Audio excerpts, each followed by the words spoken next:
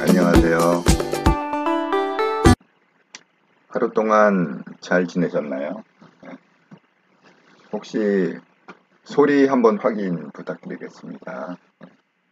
소리가 잘 들리시면 채창에 소리 한번 확인 부탁드릴게요. 지금 뭐 어제 이재명 이재명 구속영장 체포동의안 이재명 체포동의안 그거가 통과된 걸로 어제 오후부터 시작해서 오늘도 계속 그 얘기만 나오고 있습니다. 지금 민주당은 민주당대로 또 국힘은 국힘대로 또 개딸은 개딸대로 여기저기서 그냥 다 난리가 난 것 같아요. 근데 어쨌든 결과는 좀 더 지켜보시죠. 진행되는 과정을. 지금 이제 시작이니까 그냥 보시면 됩니다. 예.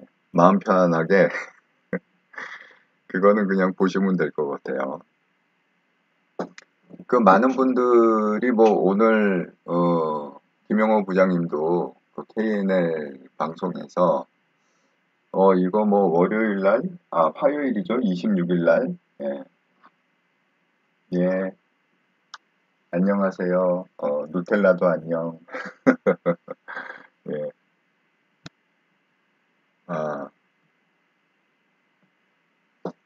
아지님, 아지님 항상 누텔라 안부를 물어보시네요. 파더 승만님, 안녕하세요. 어제는 잠들었어요. 누텔라는 오늘도 뻗었나요? 이수연님, 안녕하세요. 누텔라. 또, 많은 분들이 또 누텔라를 궁금해 하시니까, 제가 큰 화면으로 보여드릴게요.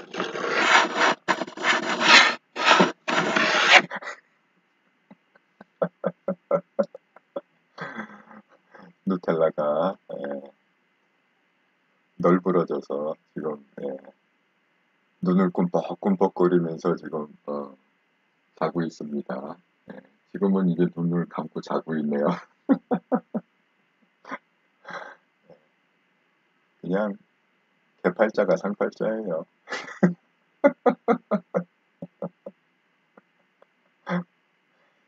제가 오늘 이제 조금 이따 설명을 드릴 건데 오늘 좀 오랫동안 밖에 좀 나갔다 왔거든요. 일도 볼 겸 여러 가지 겸사겸사. 그래서 누텔라가 제가 없으면 밥을 잘 안 먹어요. 남이 주는 밥을 안 먹어. 여기 필리핀 직원들이 밥을 주면 밥을 잘 안 먹어요. 그래서 제가 오자마자 그 누텔라 먹을 거를 이제 밖에서 준비해 와갖고 그거를 갖다가 요리를 갖다가 해서 그렇게 갖고 줬거든요. 그러니까 이제 잘 먹고서 이제 배불러 갖고 지금 이렇게 뻗어서 자고 있습니다.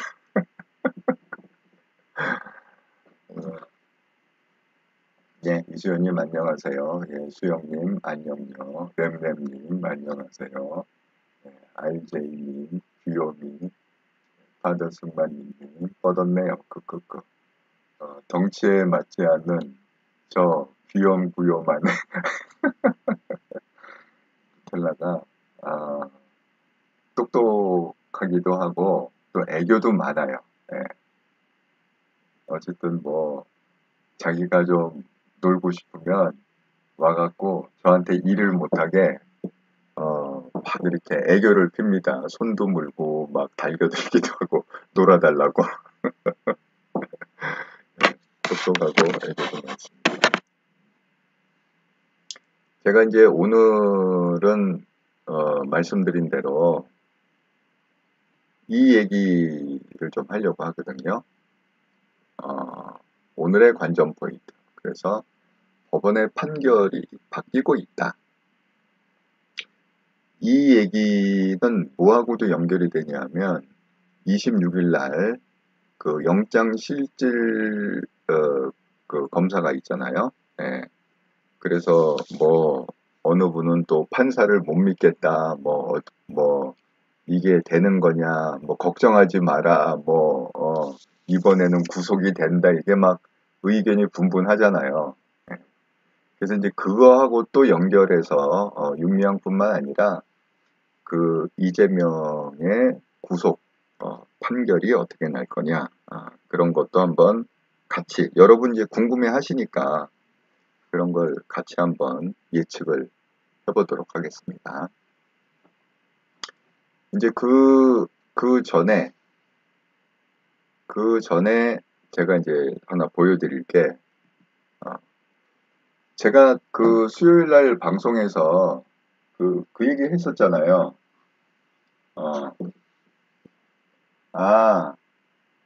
아지님, 서울에 오실 때 누텔라는 어디 있나요? 누텔라를 데려갈 수가 없어갖고, 누텔라는 제가 서울 갈 동안 여기 그냥 선교센터에 그냥 있습니다. 직원들한테 밥도 좀 잘 줘라, 이렇게 하고. 근데 역시 한 달을 갔다 오면, 누텔라가 아주 정확하게 다이어트로 홀쭉해져 있어요, 다이어트를. 밥을 잘 안 먹는데, 저도. 그래갖고, 제가 항상 갔다 오면 한 달 동안 미션이 뭐냐, 누텔라 살찌우기 미션을 합니다. 한국 갔다 온 다음에 한 달 동안은 누텔라 살찌우기 미션. 예. 그래서 열심히 먹이면 이제 또 회복이 됩니다. 제가 수요일 날 왜 그 얘기 했잖아요.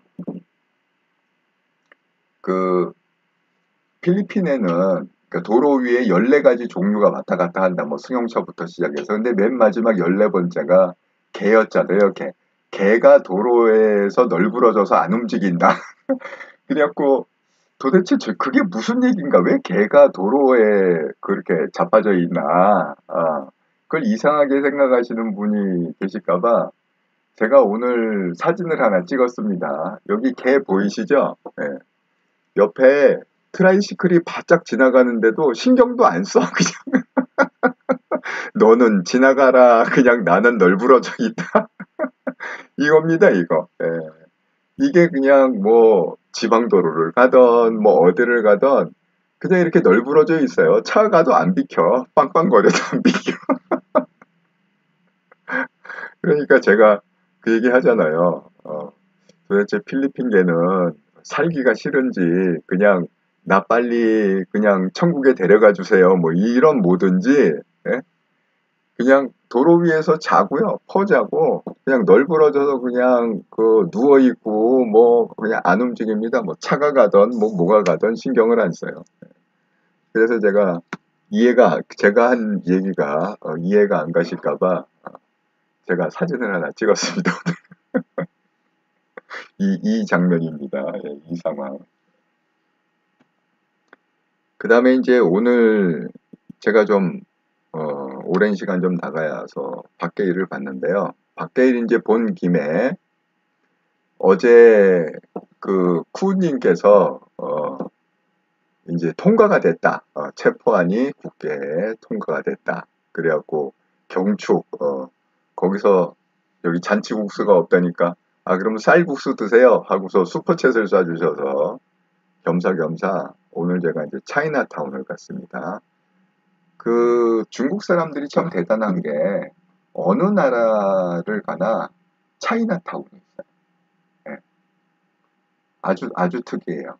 그러니까 그 한국이 왜 외국인들에 대해서 잘해줄 것 같잖아요. 근데 사실은 한국 그 국민성이 외국인에 대해서 배타적이에요. 아마 세계에서 유일하게 그 뭐 저기 아프리카 밀림 빼고 그냥 우리가 알만한 나라 뭐 프랑스가 됐건 뭐 독일이 됐건 영국이 됐건 미국이 됐건 어쨌든 우리가 들어서 알만한 나라 예.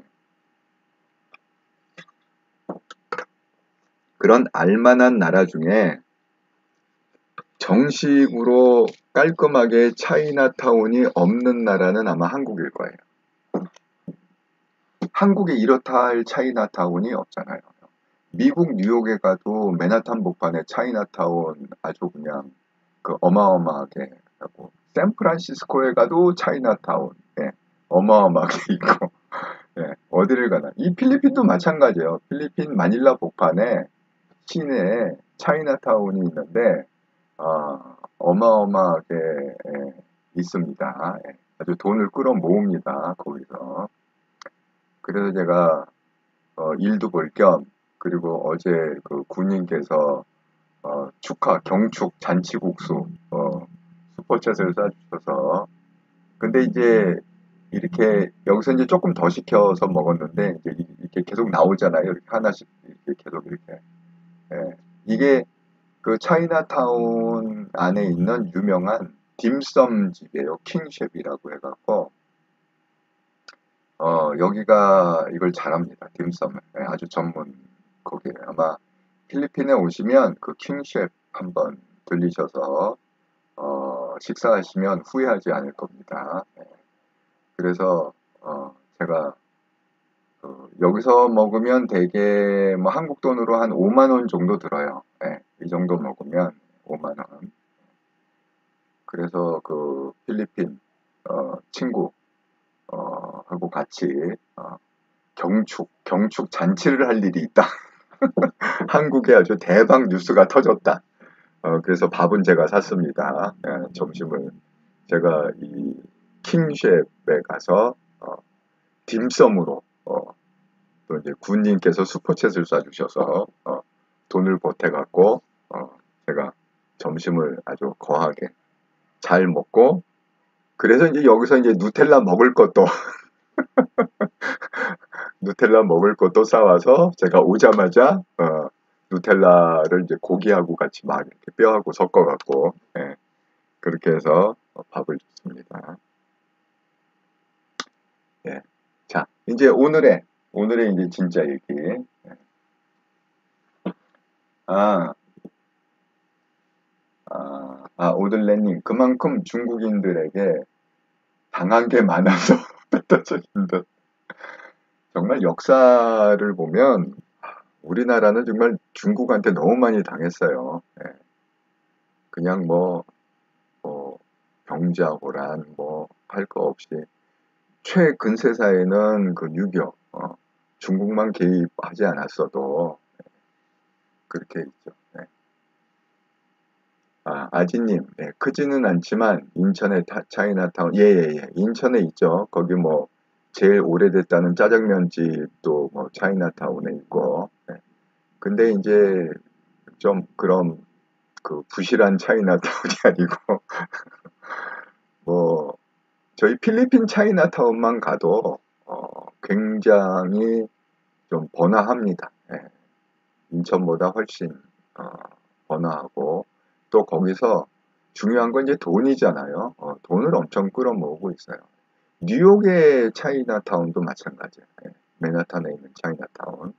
거기도 뭐 규모가 있으면서 또 샌프란시스코도 마찬가지지만 돈을 어마어마하게 끌어모으고 있습니다. 제가 뉴욕에서 그 미국에 제가 MBA 하면서 그러니까 만 4년 정도 살았거든요. 예. 처음에 뉴욕에 갔는데 뉴욕에 제가 그 뭐 컬럼비아에서 그 랭귀지 스쿨을 다녔어요.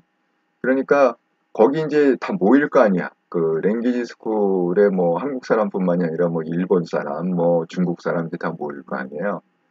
거기 모인 이제 중국 친구 얘기를 들어보니까 차이나타운에서 그냥 쪽방에서 먹고 자고 10년만 고생하면 벤츠 몰고 다니고 완전히 기반을 닦는다는 거야.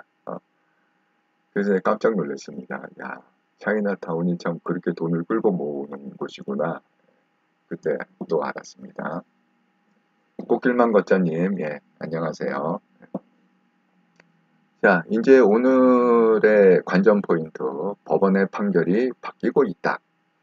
윤미향 1심에서 혐의 대부분을 무죄를 받았는데, 그리고 벌금만 딸랑 1,500만 원 이렇게 선고를 받았는데, 이게 수요일 얘기입니다. 어제 그제 최근 일입니다. 수요일 판결에서 2심.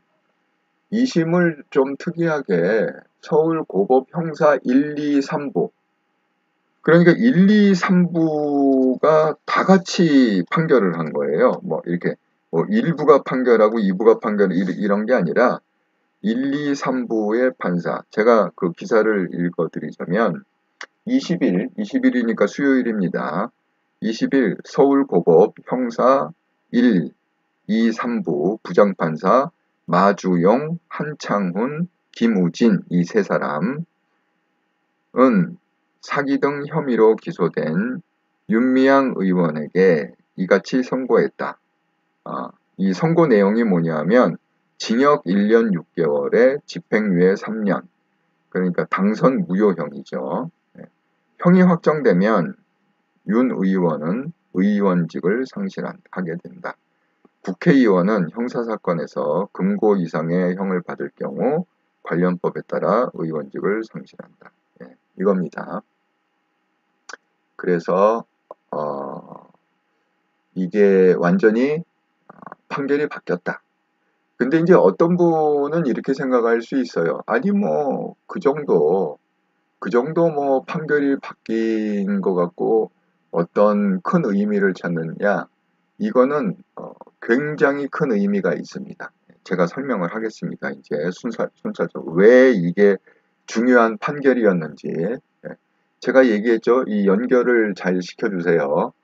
자, 이번 주 월요일 날 뭐가 있었죠? 최강욱 재판이 있었습니다. 4년을 끌어오던 최강욱 재판이 있었는데 김명수 대법원장이 퇴임을 6일 앞두고 12부 전체 합의부의 재판을 열었어요. 이게 대한민국 법원에 처음 있는 일이라고 합니다. 이례적이다. 그전엔 이런 게 없었다. 왜? 아니 6일 남고 12부를 열 이유가 없잖아요. 그 다음 대법원장이 와서 그냥 그 시기에 판결을 하는 게 더 자연스러운 거지. 아니 6일 남은 쉽게 얘기해서 군대식으로 하면 말년병장이야. 이제 제대를 해. 제대 6일 남겨놓고 이런 거하고 똑같은 거야. 군대에서 말년병장이 제대 6일 딱 제대 6일 남겨놓고 자, 내 밑으로 다 집합해갖고 소대원을 다 집합시켜갖고 얼차려주는 거하고 똑같은 거야. 이게 말이나 되냐고. 예. 군대에서 만약에 말년병장이 그러면 맞아 죽어요. 그 말년병장이 6일 남았다 그러면 민간인이야, 군인이 아니야. 아니 민간인이 어디서 군인한테 맞아 죽습니다. 절대 그런 일이 없습니다. 근데 김명수 대법원장이 이례적으로 12부 합의부 재판을 해서 자기가 최강욱 판결을 하고 옷을 벗겠다. 그렇게 선언을 한 겁니다. 그러면 왜 굳이 그랬을까? 제가 얘기했죠. 그거는 시그널을 주기 위해서 그렇다. 시그널을 던지기 위해서. 그 시그널이 뭐냐? 좌파 쪽의 시그널은 뭐냐? 이제는 내가 너희를 보호해 줄 수가 없다. 그리고 앞으로는 절대 나대지 마. 고개를 쳐들지도 말고 그냥 납작 엎드리고 있어. 언제까지? 다시 좌파가 정권을 찾아올 때까지.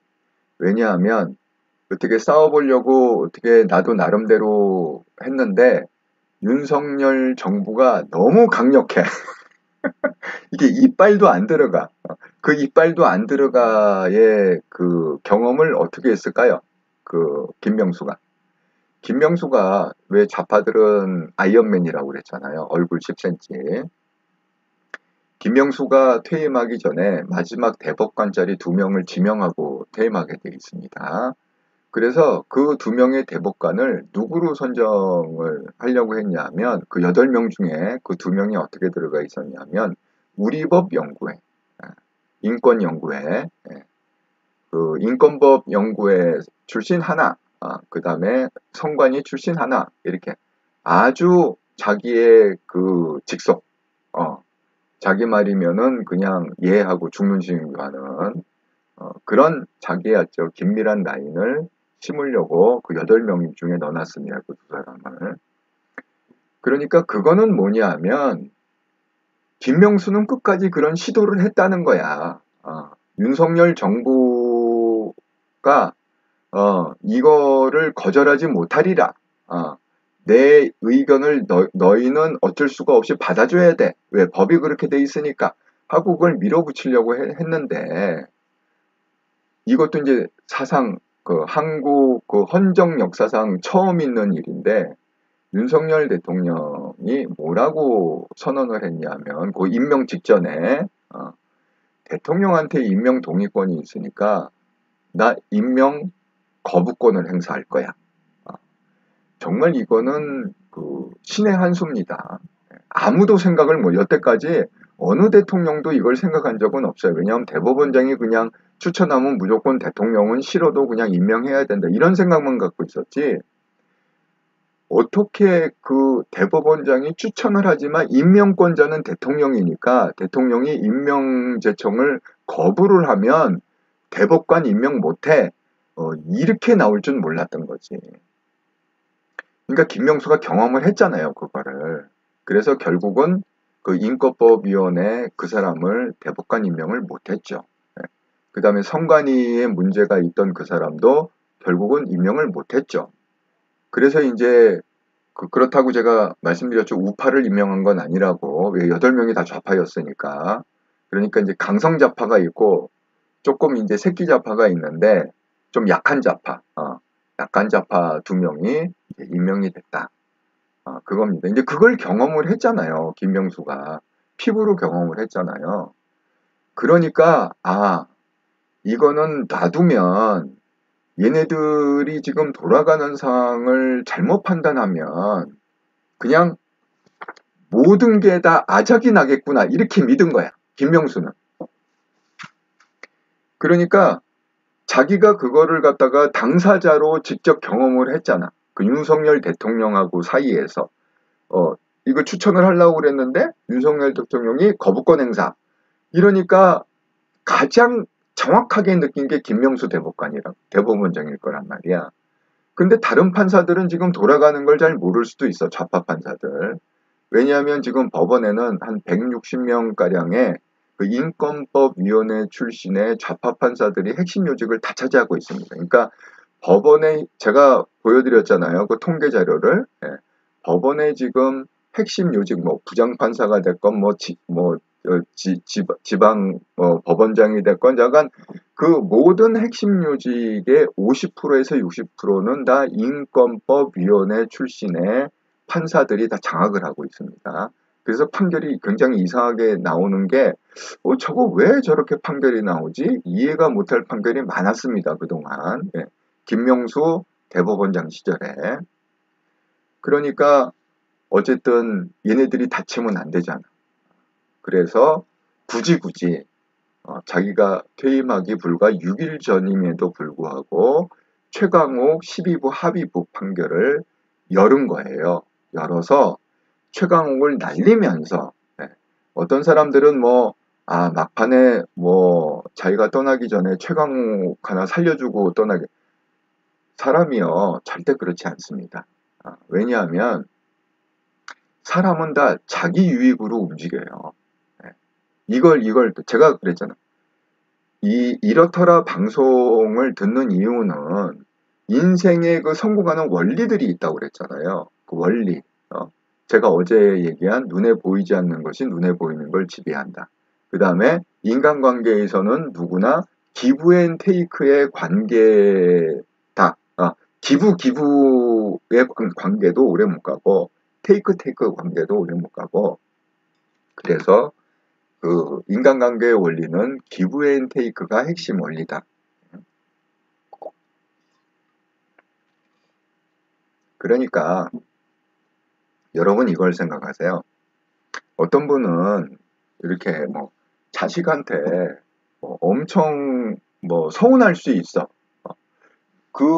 이것도 저기 논문에 나오는 얘기예요.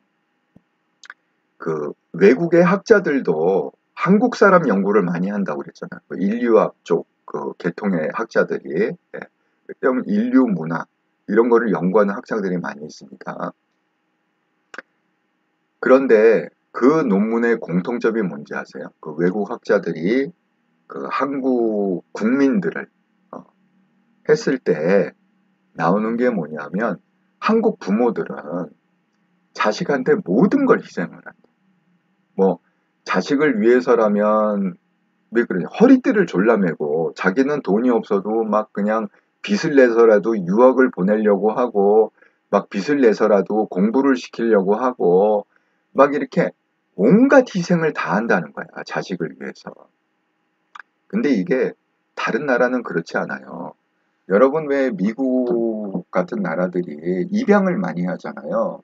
그러니까 종종 봐. 뭐 입양을 뭐 10명을 했다. 뭐 이런 식으로.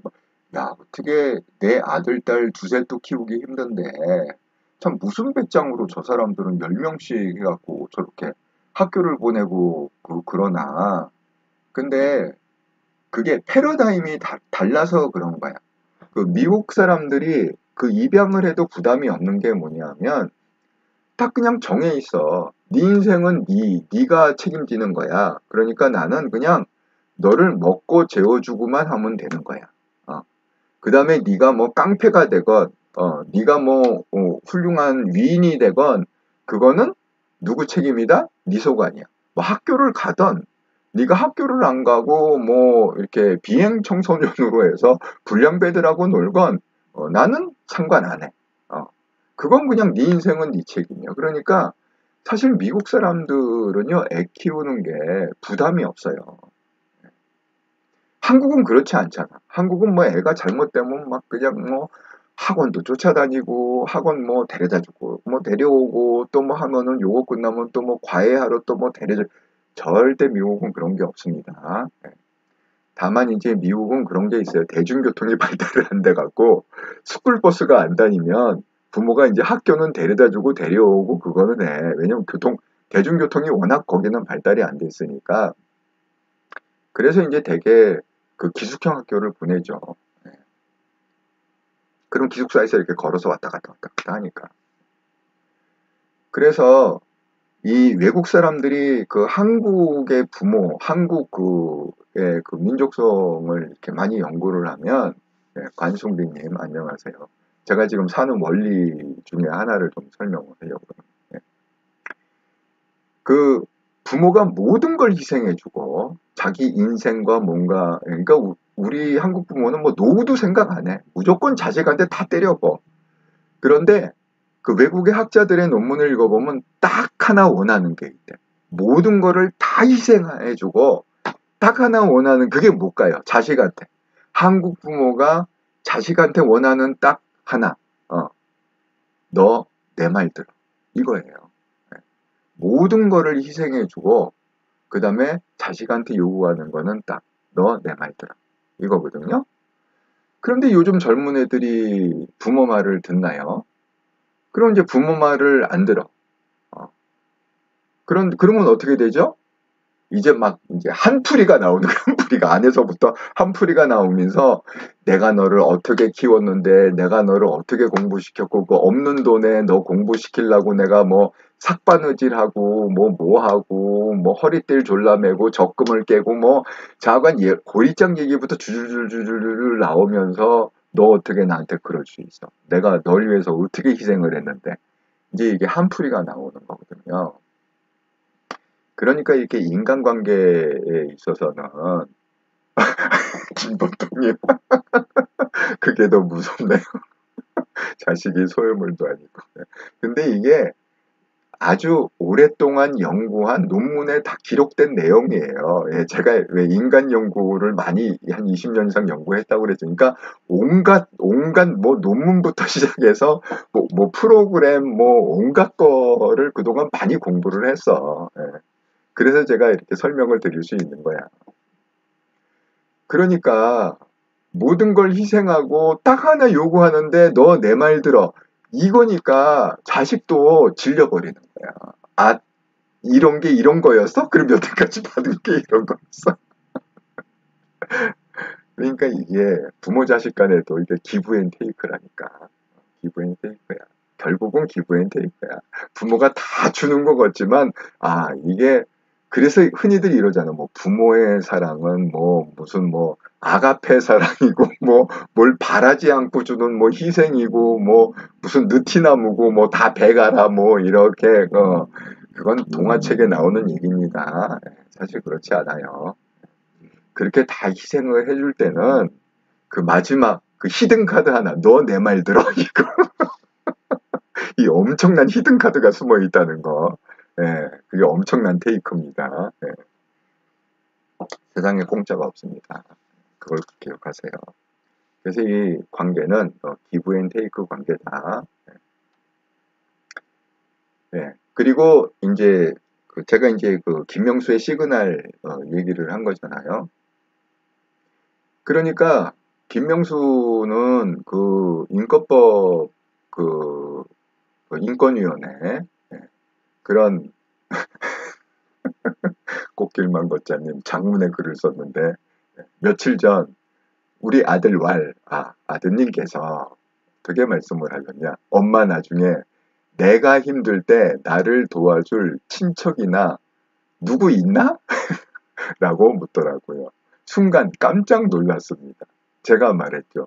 인간은 누구나 태어나서 무에서 유를 창조하면서 살다가 죽는 거란다라고요. 맞는지 모르겠지만 예. 꽃길만 걷자니 맞아요. 절대 공짜는 없습니다. 예. 공짜 좋아하다가 망합니다. 절대 공짜 없습니다.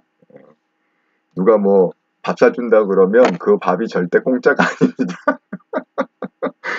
체하지 않게 잘 드세요. 예. 공짜 없습니다. 그러니까 이게 부모 자식 간에도 공짜가 없어요. 기브 앤 테이크입니다. 기브 앤 테이크.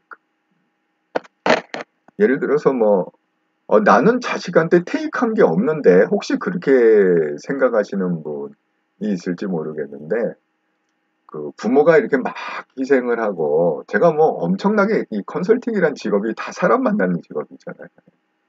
엄청나게 많은 사람들을 만났는데 다 뭐 이렇게 주고 자식한테 주고 희생하고 이런 거 같지만 그 받는 게 뭔지 아세요? 자식한테 받는 거? 예. 자식이 주진 않았는데 결정적인 걸 많이 받아. 그게 뭐냐면 이제 대학 입시 딱 끝나면 우리 아들 이번에 연대 들어갔어요. 우리 아들 이번에 서울대 들어갔어요. 이제 어깨에 이제 이 스카이 들어간 사람들. 아들이 이제 입시를 봐서 이제 스카이 들어간 사람들은 안 물어봐도 막 얘기를 해. 안 물어봐. 누가 물어봤어? 근데 이제 어깨 힘이 딱 들어가 있어. 그런 겁니다. 얘기하다 보니까 정말 또 여러분 때문에 웃게 되네요. 그래서 이제 김명수가 납작 엎드려라. 지금은 나설 때가 아니다. 왜? 내 손으로 최강욱 날리는 거 봤지?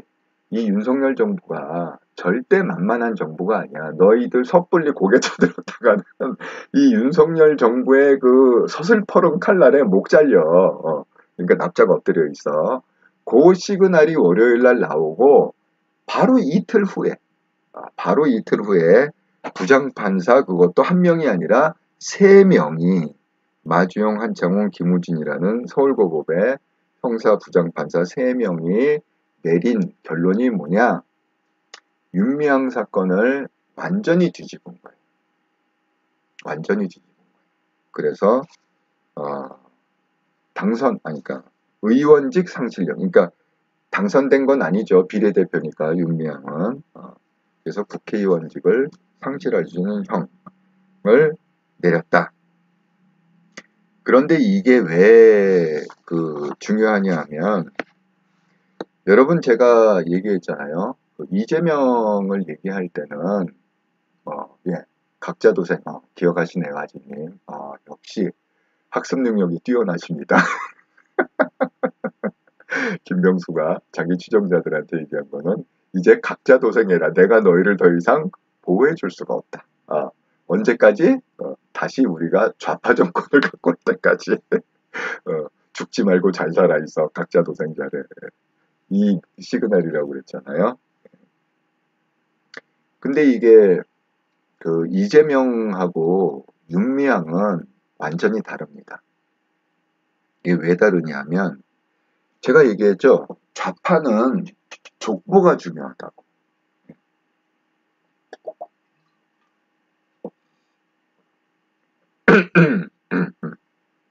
제가 아직 감기가 아직 안 떨어져 갖고 약간 좀 목이 좀 좌파는 이제 족보가 중요하다고 그랬잖아요. 근데 애석하게도 이재명은 좌파 족보에 없는 사람이에요.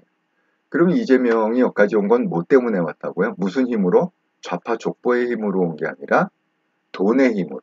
대장동, 백현동에서 모은 돈, 수천억 원의 현금, 돈의 힘, 만몬의 힘으로, 만몬도 강력한 힘을 갖고 있다고 그랬잖아요. 만몬의 힘으로 여기까지 왔는데, 이제 운을 다했다.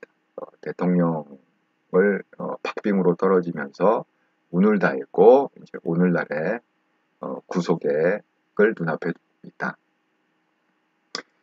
이 윤미향은 족보가 있는 좌파예요.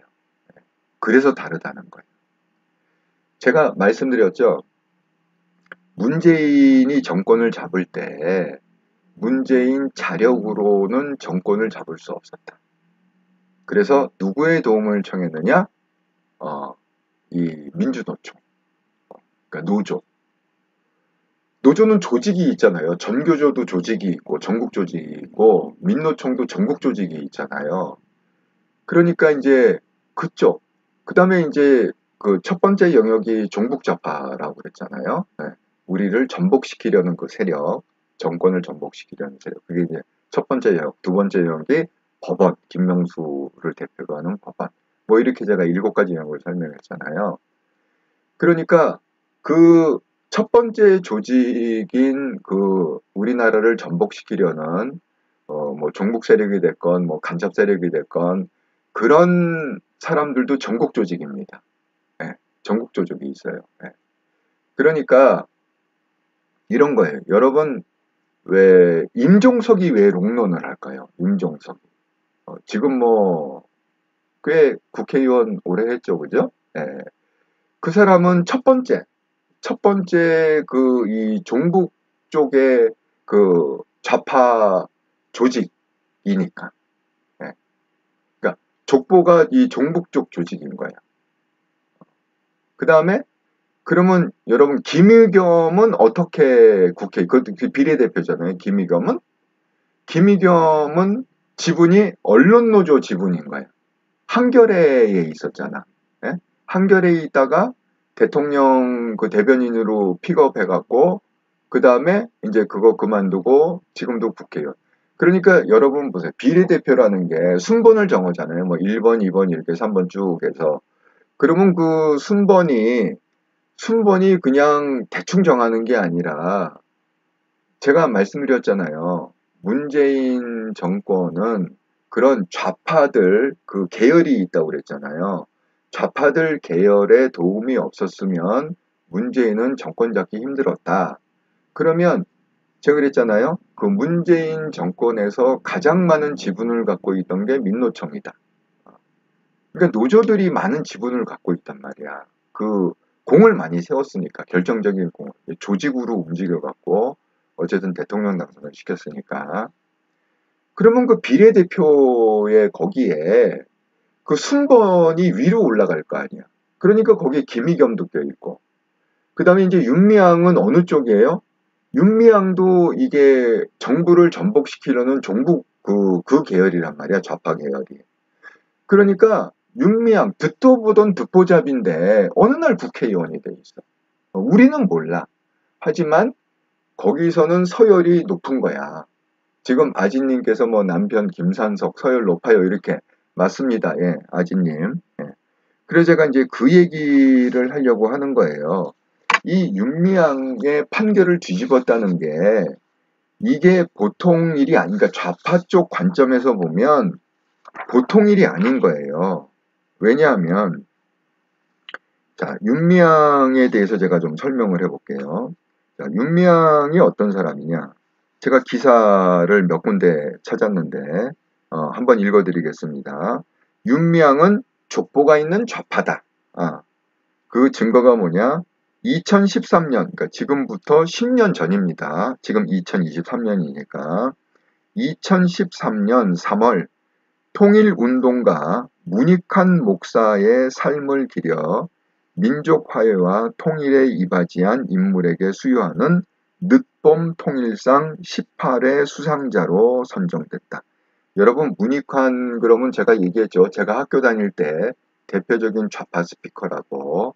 그래서 문익환 목사가 뭐 논문도 쓰고 책도 쓰고 이게 그 당시엔 다 금서였습니다. 금지서적. 그래서 그거를 뭐 이렇게 뭐 가방에 넣고 뭐 이렇게 보고 있다가 뭐 이렇게 걸렸다. 그러면 경찰서 가서 조사받습니다. 너 이거 어떻게 구했어? 뭐 이런 식으로 예, 그렇게 예, 김보통님 1시간 동안 혼자 방송을 채운다는 게 진짜 힘든 일인데 대단하세요. 예, 그냥 여러분들하고 이렇게 여러분도 뭐 채창에 쓰고 저도 여러분한테 좀 인생에 성공하는 그 원리들 있잖아요. 예. 그런 것들을 지금 일어나는 현상에 적용을 하면서 좀 설명을 해드리고 그럼 여러분의 삶도 훨씬 더 품질이 좋아질 거잖아요. 저 그 보람이 있습니다. 그러니까 이 윤미향은 이미 2013년에 그 계열에서는 인정을 받은 거야. 그 무직한 목사를 위해서 만든 그 늦봄 통일상 18회 수상자로 된 거예요. 그래서 그 늦봄 통일상 심사위원회 위원장 양길성은 수상자 선정과 관련하여 2011년 천회째를 쉬지 않고 이어온 수요 시위를 통해 그 상준 이유가 뭐냐면 그 상준 이유가 뭐냐 이제 설명을 하고 있어요. 천회 무려 천회 천회면은 뭐야 360 거의 한 3년 3년을 쉬지 않고 천회째를 쉬지 않고 이어온 수요 시위를 통해 수요 시위니까 매주 한 거니까 매일 한 게 아니네. 그럼 52주잖아. 52주면은 이게 어떻게 되는 거야? 52, 20년? 20년이네. 3년이 아니네. 에? 20년이야. 1000회니까. 1000 나누기 50 하면은 20 맞죠? 20 맞네. 20년, 20년을 쉬지 않고, 윤미향이 20년을 쉬지 않고 매주 수요일마다 일본군 위안부 강제 동원 문제를 국제 이슈로 만들어냈고 꾸준한 남북 연대 사업을 전개해 민족 화해에 기여한 점을 높이 평가했다. 그러니까 완전 골수 좌파인 거야. 이 종북 세력에 완전 골수 좌파인 거야. 그러니까 이미 거기서 인정을 받은 거죠.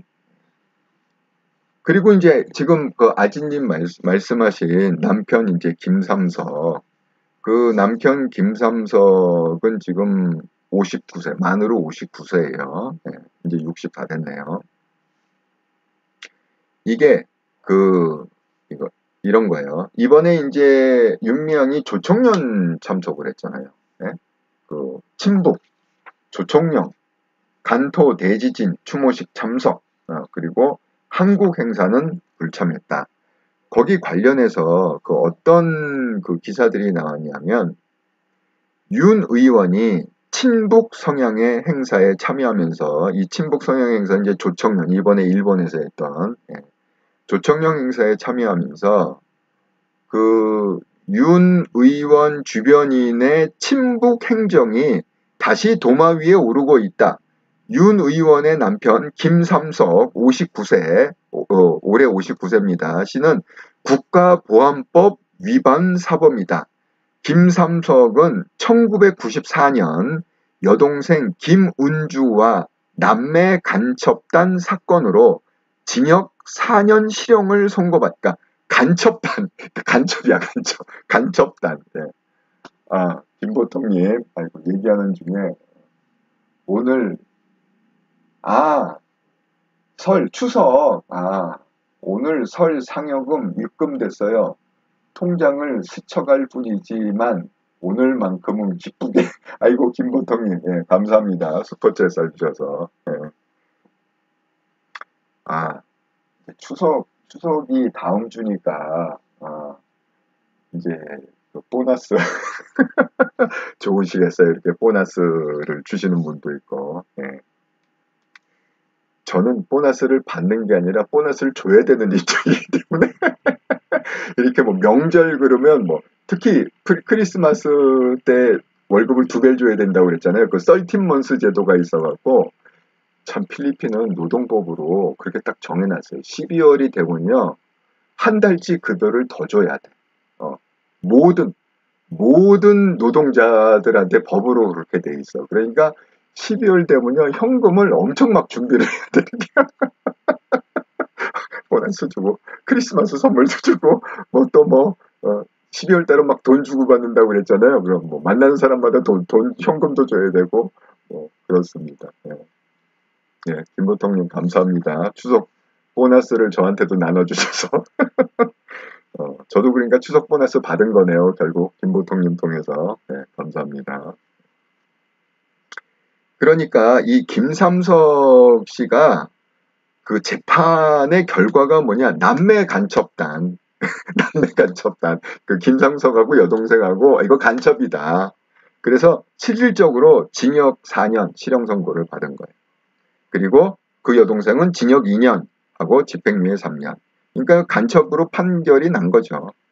판결문에 따르면 김씨 남매는 1992년 일본에서 이게 일본하고 이 윤미향 가족하고 긴밀한 것 같아. 김삼석 남편 김삼석도 일본에서 반국가단체인 한통련 제1한국민주통일연합 의장 등을 만나 국내 정세, 운동권 동향 자료들을 넘겨주고 수차례에 걸쳐 50만 엔 상당의 금품을 받았다. 정말 좌파들은 이 돈 챙기는 건요. 이 기브앤테이크 너무 발달돼 있어 좌파들은. 정보를 공짜로 안 줘. 정보 주고 또 50만 엔, 50만 엔이면 뭐 대충 500만 원? 500만 원 좀 넘죠. 50만 엔. 500만 원 상당 수차례 한 번 받은 게 아니라 수차례에 걸쳐 500. 근데요. 1992년에 500만 원이면 적은 돈이 아닙니다. 92년에 그런 일이 있었다 하니까 92년이면은 뭐 500만 원 적은 돈 아니죠. 92년 30년 전인데. 그리고 또 이게 설상가상으로 웃긴 게 윤미향 의원의 또 보좌관 여기는 완전 세트로 다 놀아. 그러니까 주변 사람들이 다 그냥 그 종북 좌파로 그냥 똘똘 뭉친 거야. 윤 의원의 보좌관이 국가보안법 위반 의혹으로 국정원 내사를 받기도 했다. 그의 보좌관이 의원실에 들어오기 전인 2016년 베트남에서 북한 공작원과 접선했던 정황이 지난해 포착돼 국정원이 현재 관련 조사를 진행하고 있다고 알려졌다. 그러니까 그냥 주변이 다 남편의 여동생, 또 본인도 상 받았다고 그랬잖아요. 예, 그 문익환 목사상. 그러니까 윤미향은 이런 히스토리를 보면 이 좌파 족보 중에 그래도 꽤 뭐 한 할머니, 할머니 내지는 증조 할머니, 예, 그쪽 정도 레벨로 이렇게 위에 올라가 있는 거야. 그러니까 이재명하고는 비교가 안 되죠. 이재명은 좌파 족보에 없다고 그랬잖아. 아예 그 족보에 없다. 그냥 돈의 힘으로 그냥 여태까지 온 거지. 뭐 이 사람이 운동권을 한 것도 아니고 이렇게 종북에 뭐를 한 것도 아니고 그렇다고 뭐 노조 운동을 한 것도 아니고 뭐 그런 게 없습니다. 그렇다고 뭐 변호사라고 해서 그 뭐 인권법위원회에 들어가서 활동한 것도 없습니다. 그 김명수 라인도 아니에요.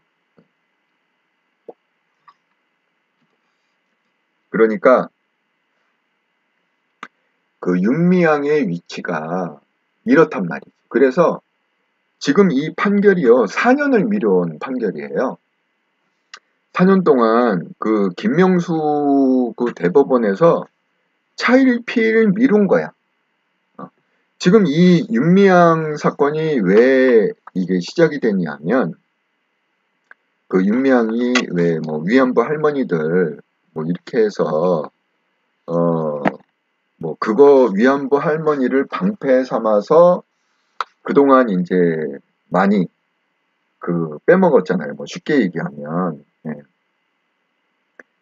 그러니까 그 위안부 할머니 중에 한 분이 드디어 이제 그거 그 컴플레인을 한 거죠. 예.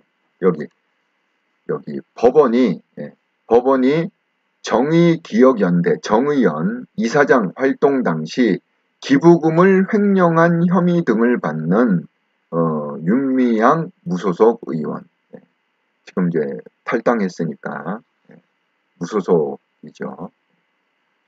그렇게 해서 그 이사장의 직함을 갖고 그 위안부 할머니들을 앞세워서 했는데 그 돈을 많이 빼먹었다. 그래서 이제 횡령 혐의로 이렇게 재판을 받았습니다. 그런데 이 재판이요, 질질질질 김명수가 질질질질 끈 거야. 그래서 4년을 끌고 온 거예요, 결국은. 4년을 끌다가 이제 지난 수요일 날 2심.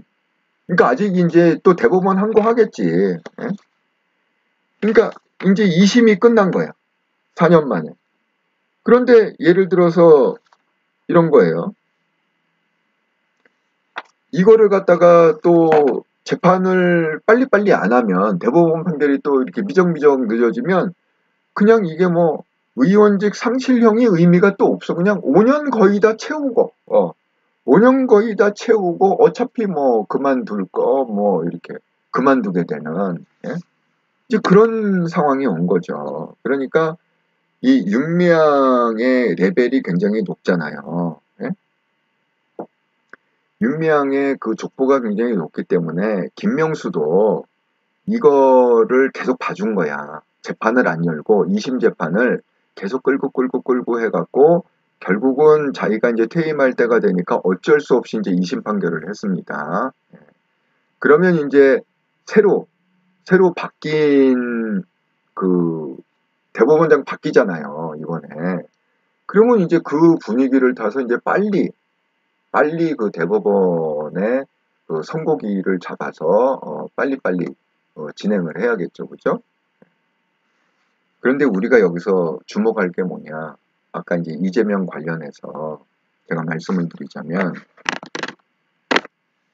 여러분 잘 한번 생각해 보세요. 연관성을 한번 생각해 보자고.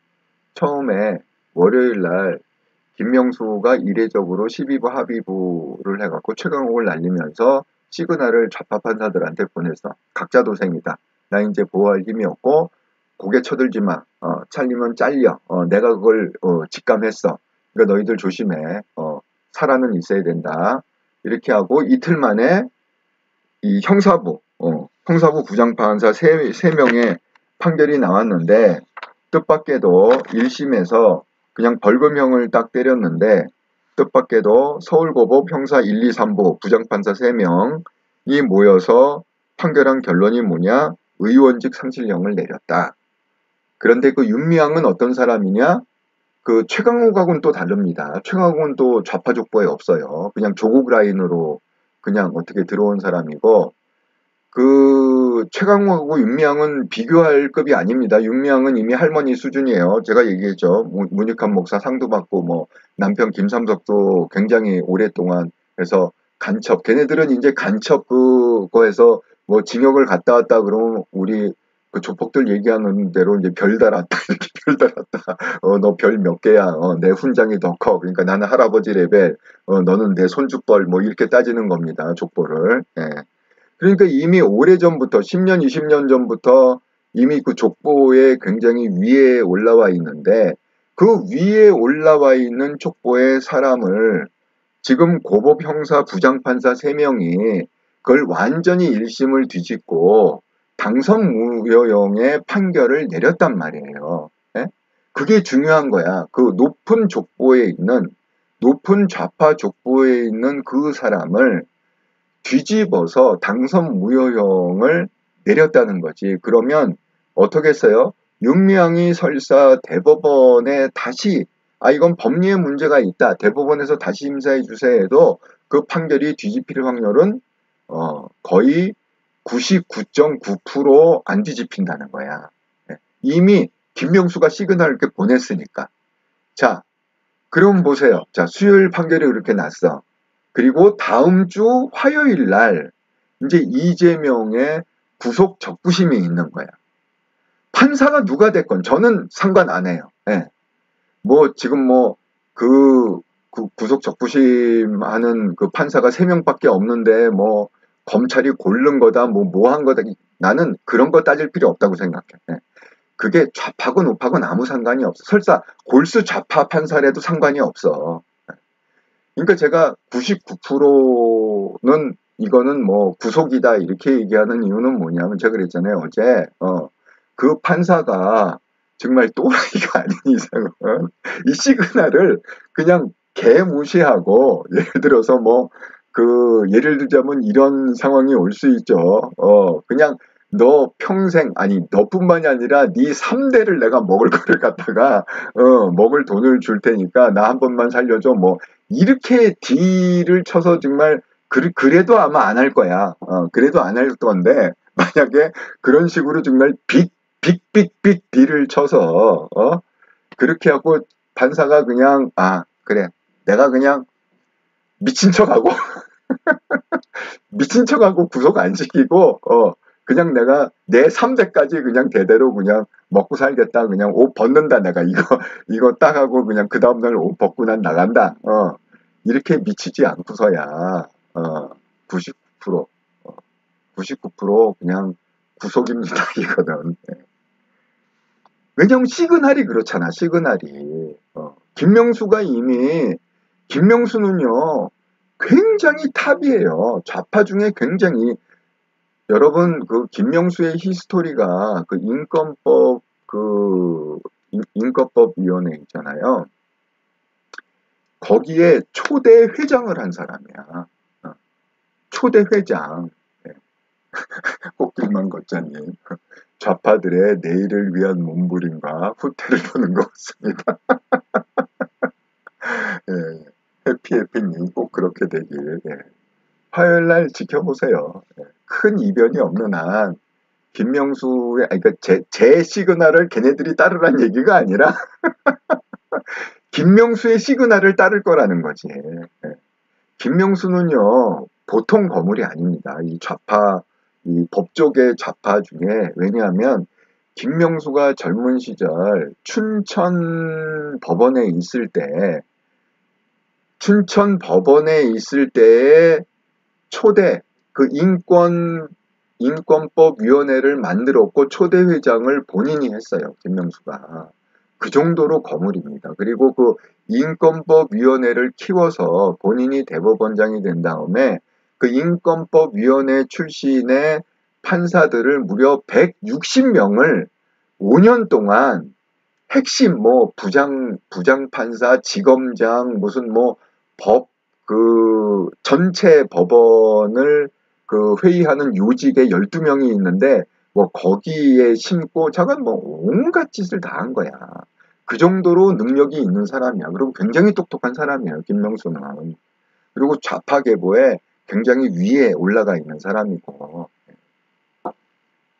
그러니까 김명수가 보낸 그 시그널을 지금 수요일 날 서울고법 형사부 부장판사 3명이 그거를 딱 정확하게 읽고 윤미향 판결을 확 뒤집어서 그 의원직 무효형을 내렸듯이 분명히 어느 판사가 됐건 세 판사 중에 뭐 좌우를 가릴 필요도 없어. 설사 뭐 볼수좌파 판사가 그걸 심사한다 하더라도 그 김명수 그 할아버지 법원의 족보상 할아버지에 있는 그 시그널을 무시하지 못한다는 거예요.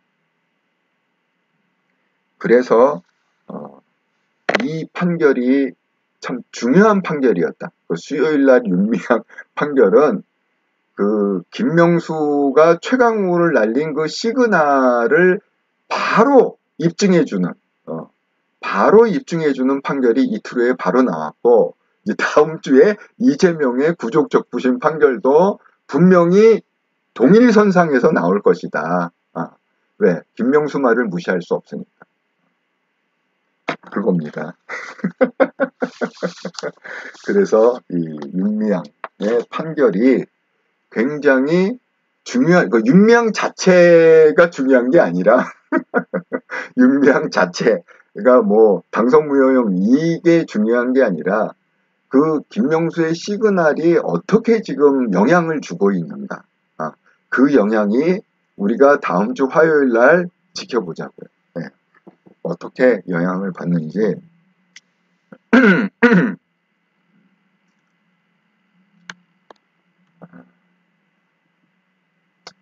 예, 제가 판결에 대한 얘기를 한번 드렸고요. 그 다음에 이제 제가 마무리하면서 여러분한테 드릴 얘기. 예, 제가 일주일 단위로 감사 표시를 좀 하겠다는 말씀드렸습니다. 후원 정말 감사합니다. 예. 특히 또 오늘 또 김보통님이 추석 상여금까지 저한테 나눠서 쓰자고 슈퍼챗을 큰 돈을 쏴주셨습니다. 감사합니다. 예. 다음 주에 또 이제 제가 이렇게 올리겠습니다. 지난주 일주일 동안 구독 후원 계좌로 후원해주신 파더 승만님 선교 후원 1차, 2차 보내주셔서 감사합니다. 오피님 감사합니다. 슈퍼챗 쏴주신 분 파더 승만님 감사합니다. 난 수박주스 가시려님 감사합니다. 그 다음에 멤버십으로 또 후원해주신 분 박서연님 감사합니다. 치치님 감사합니다. 김영수님 감사합니다. 빌림님 감사합니다. 체럽21님 감사합니다. 파더승만님 감사합니다. 여러분의 성원에 힘입어서 모두 함께할 승리의 그날을 위해 직진하겠습니다.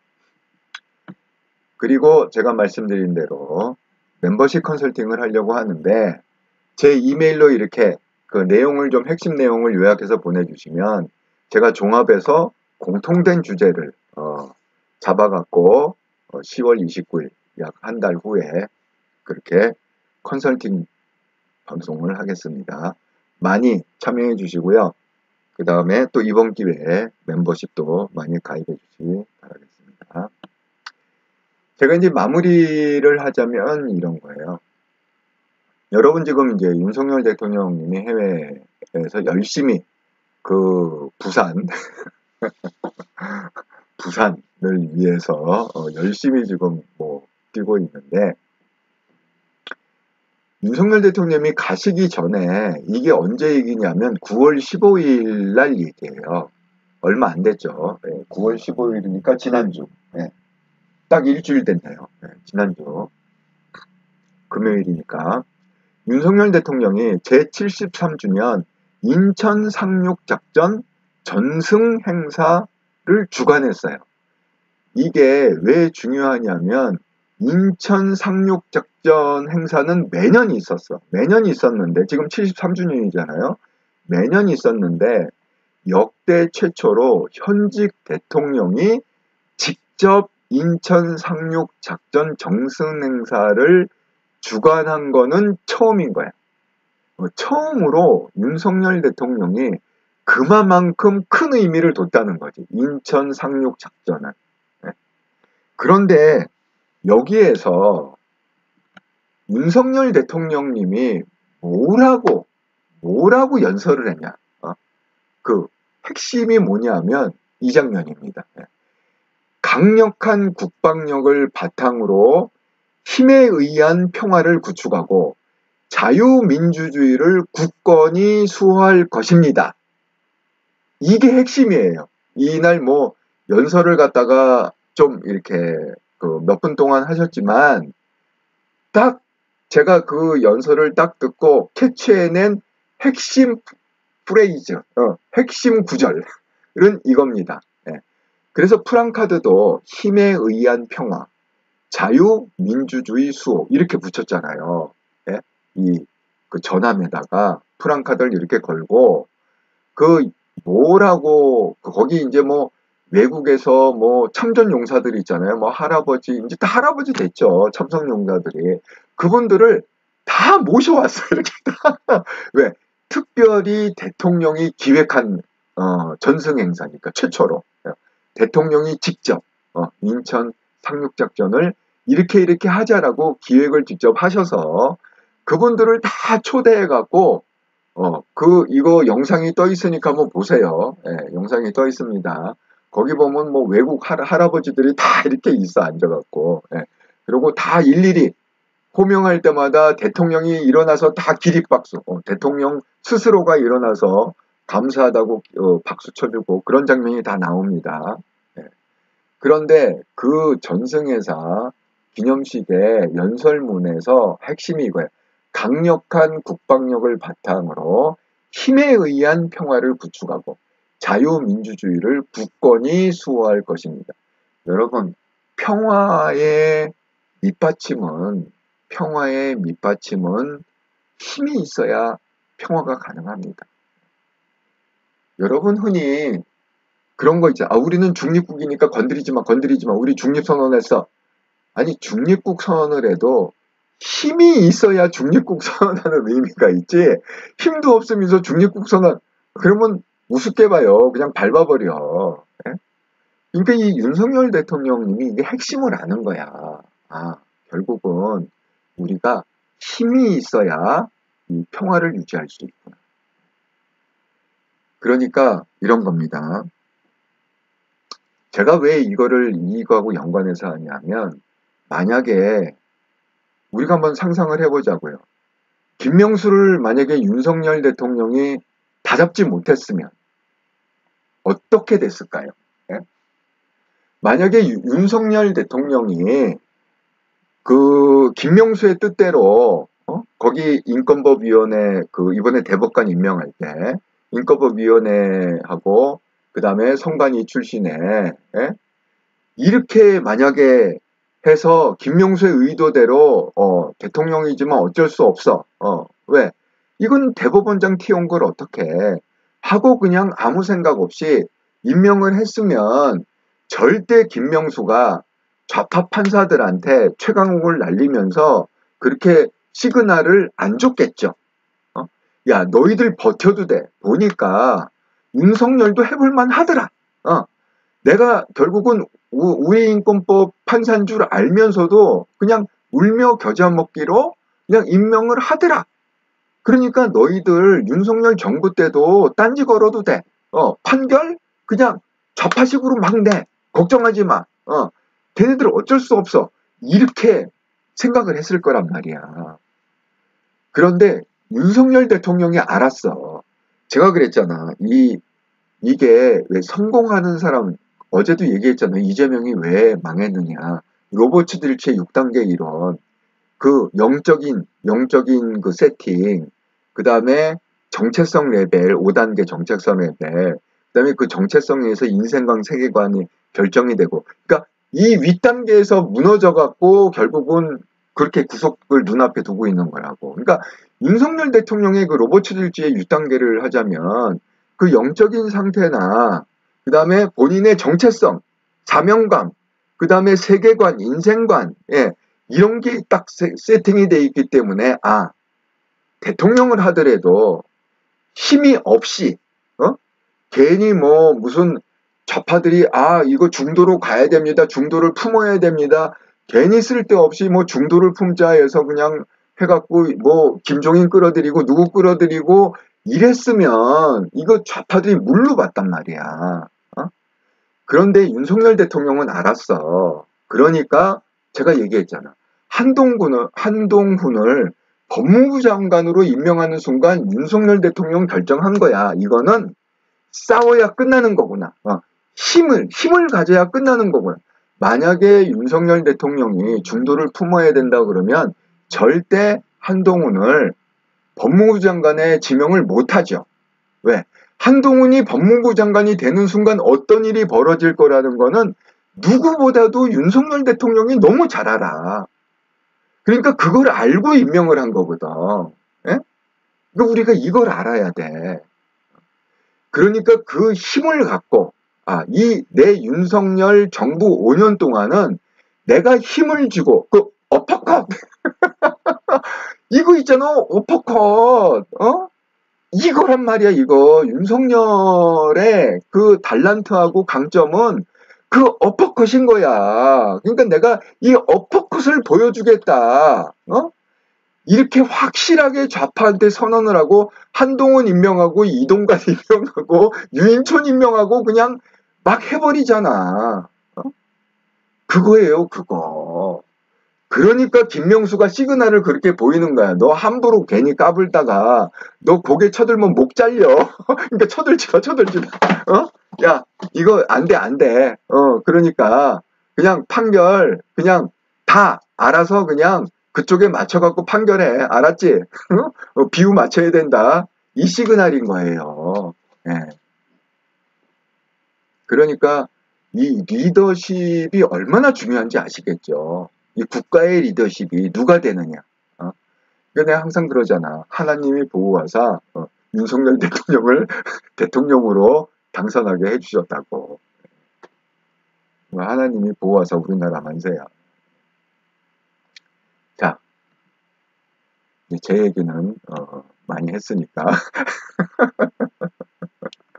이제 이 정도 하고 제가 1시간 15분을 얘기했습니다.